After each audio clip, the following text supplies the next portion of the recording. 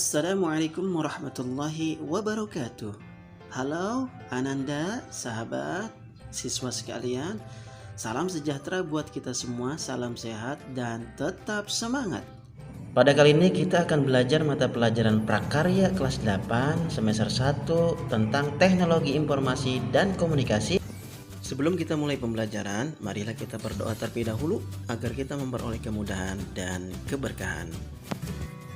Tujuan pembelajaran pada kali ini yaitu setelah mempelajari TIK zaman modern, maka kita semua dapat menjelaskan sejarah TIK modern.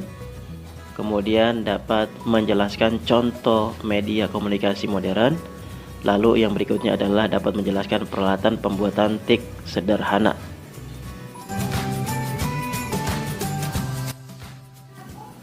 Sejarah perkembangan TIK zaman modern yaitu perkembangannya sejak tahun 1960-an hingga sekarang semakin bertumbuh pesat seiring dengan penemuan media komunikasi dan digital. Jadi tujuannya adalah menjadikan aktivitas kita lebih efisien dan lebih efektif serta lebih cepat dalam pengerjaannya. Berikut ini adalah contoh media komunikasi zaman modern. Pertama, surat kabar, kemudian radio, televisi, faksimili, telepon, handphone, handy talkie, dan terakhir adalah komputer atau laptop.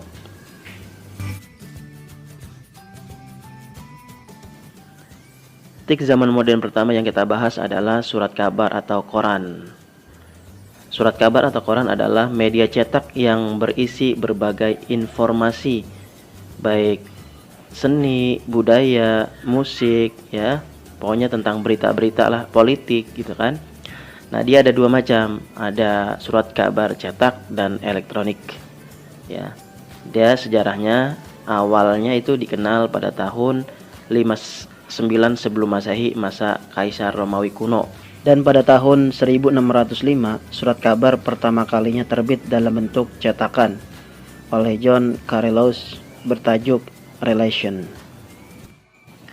Media komunikasi berikutnya adalah radio. Radio adalah sebagai alat komunikasi yang terdengar suaranya saja, ya. Jadi dia diawali pada tahun 1887 yaitu penemuan gelombang radio oleh Heinrich Hertz. Lalu kemudian pada tahun 1897 Guglielmo Marconi menemukan radio sehingga bisa kita dengarkan sampai sekarang. Ya, penyajiannya informasi berupa berita, musik, ya, diskusi dan lain sebagainya.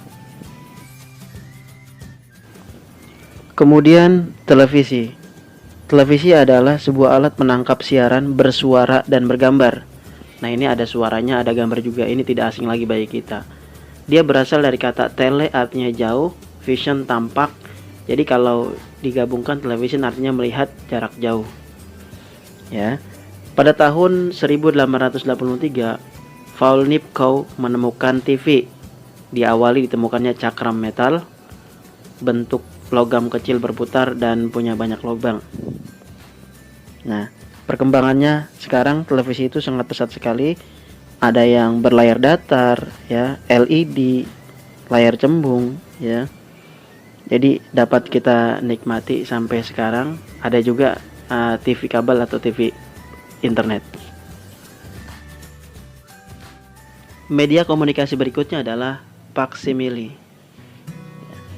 Biasa dikenal dengan fax, berasal dari bahasa Latin yaitu facsimile yang berarti membuat salinan yang sama persis dengan aslinya. Jadi fungsinya ini yaitu untuk mengirim dokumen dengan menggunakan perangkat yang beroperasi melalui jaringan.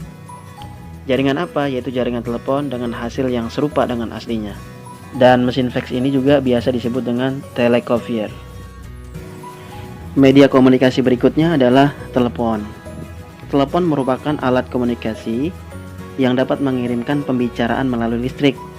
Nah, dengan telepon, manusia dapat berkomunikasi secara lisan dengan seseorang yang terbentang jarak sangat jauh. telepon sendiri pertama kali ditemukan oleh Alexander Graham Bell pada tahun 1876. Berikutnya adalah handphone. Ditemukan pada 3 April 1973. Nah, handphone biasa disebut juga dengan telepon genggam atau telepon seluler. Ya, handphone merupakan sebuah terobosan baru yang sangat spektakuler saat ini dalam dunia informasi, karena handphone itu lebih praktis daripada telepon. Ukurannya kecil dan ringan sehingga mudah dibawa kemana-mana.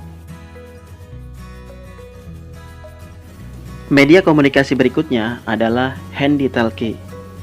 Handy-talkie adalah alat komunikasi menggunakan sinyal frekuensi sebagai pemancarnya untuk menghubungkan handy-talkie yang satu dengan yang lain. Alat ini biasa digunakan oleh satuan kepolisian, tentara, dan juga pihak satuan pengamanan atau satpam. Selanjutnya adalah komputer atau laptop. Komputer adalah seperangkat alat elektronik yang dipergunakan untuk mengolah data secara cepat dan tepat sehingga menghasilkan informasi yang akurat.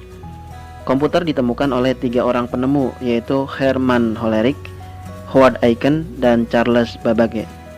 Kehadiran komputer di dunia saat ini memberikan perubahan yang sangat luar biasa. Banyak masyarakat yang beranggapan bahwa komputer hanya digunakan untuk mengetik saja, padahal komputer dapat diaplikasikan dalam berbagai bidang seperti kedokteran, matematik, dan penerbangan.